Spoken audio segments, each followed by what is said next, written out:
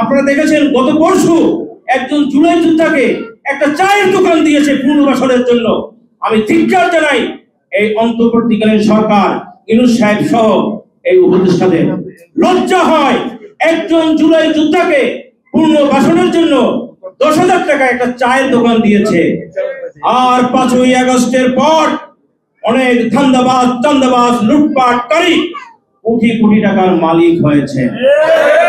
হয়তো আমরা সামনে গিয়ে কোনো প্রতিবাদ করতে পারবো না। আজকে যে শহীদ পরিবার তাদের হৃদয়ের কথা বলে নিঃশ্বাস ফেলেছে, এই নিঃশ্বাসে এই সুবিধাবাদীর একদিন ধ্বংস হবে।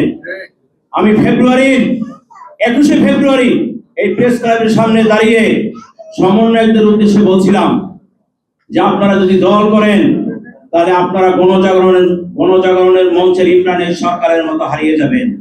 ফেব্রুয়ারির 19 তারিখ কথা বলছি।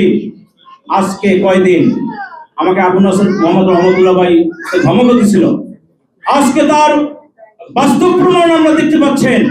আজকে সমন্বয়করা সারা বাংলাদেশে লুটপাট, অফিস আদালত দখল করে আজকে তারা ইতিহাসের পাতা থেকে মুছে যাচ্ছে। এটাই হলো বাস্তবতা। আজকে যখন আমরা পেপার পত্রিকায় দেখি বিএনপির ভারপ্রাপ্ত চেয়ারম্যান জনাব তারেক রহমান প্রত্যেক জেলায় ক্ষুদ্র ফুটবল খেলোয়াড়দেরকে পুনর্বাসন করে তাদের দায়িত্ব নেয়, আমার কাছে ভালো লাগে।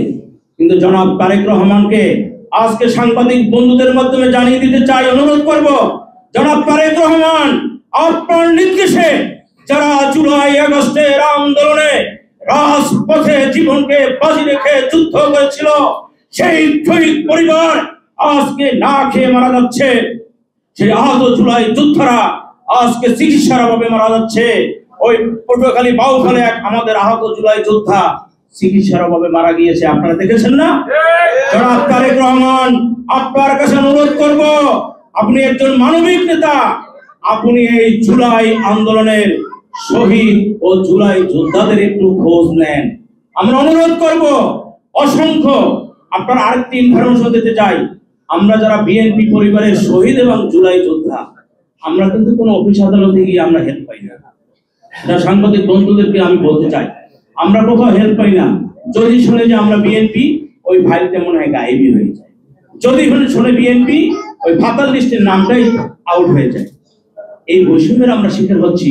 আমরা আজকে অভিভাবকহীন, আমরা আজকে লড়াই করে যাচ্ছি।